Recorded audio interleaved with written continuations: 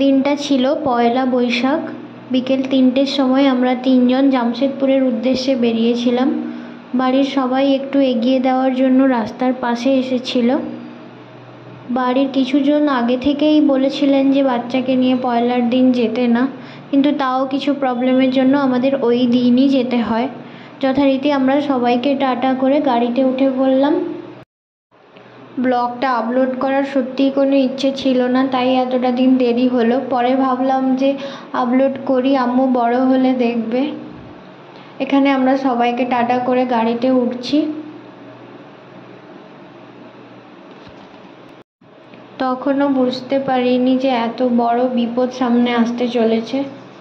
এই যে দেখো, আমরা গাড়িতে উঠে পড়েছি। প্রচণ্ড গরম ছিল ওই দিন, আম্মু তো পুরো ঘেমে গেছিল। বাবা এসেছিলেন স্টেশন অবধি আমাদেরকে ছাড়তে। আম্মু ও দাদানের কোলে বেশ মজাই করছিল। ফার্স্ট টাইম আমরা বন্দে ভারতে করে যাব, তাই সবাই খুব এক্সাইটেড ছিলাম। এই যে আমাদের ট্রেনও চলে এসছে আর আমরা যথারীতি ট্রেনে উঠেও পড়েছি। আম্মু খুব এক্সাইটেড ছিল যে নতুন ট্রেনে উঠেছে, আমাকে জিজ্ঞেস করছে যে আমরা কি নতুন ট্রেনে উঠেছি। আমরা 3জনই বেশ গল্প করতে করতেই যাচ্ছিলাম। তারপর ট্রেনে যারা খাওয়ার দেন ওনারা এসে কিছু স্ন্যাক্স আইটেম দিয়ে যান। আম্মু সেগুলো বেশ ক্যামেরায় করে দেখাচ্ছিল যে কি কি দিয়েছে স্ন্যাক্সে। তারপর ওনারা চায়ের জন্য গরম জল দিয়ে যান, আর ঠিক তখনই ট্রেনটা ঝাঁকিয়ে ওঠে আর আম্মুর থাইতে পুরো গরম জলটা পড়ে যায়। তারপর তো আর কিছু বলারই নেই, আম্মু খুব চিৎকার করে কান্নাকাটি করছিল। ট্রেনের মধ্যে অনেকেই আমাদের খুব হেল্প করেছেন। স্টেশনে নেমে প্রাইমারি চিকিৎসাও হয়েছে আম্মুর।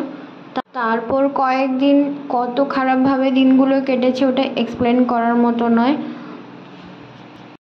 এই দেখো, আম্মু আমার সঙ্গে স্ন্যাক্স আইটেমগুলো ক্যামেরায় করে দেখাচ্ছিল কি কি দিয়েছে এখানে।